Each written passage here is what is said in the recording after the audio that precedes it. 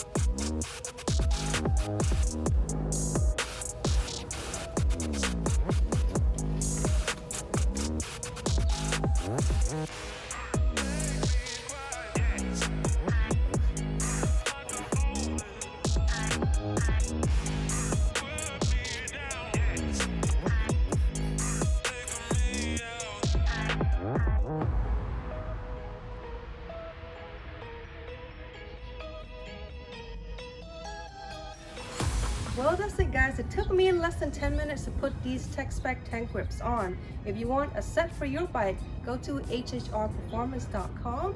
Thank you for watching and don't forget to subscribe. See you guys next time. Bye.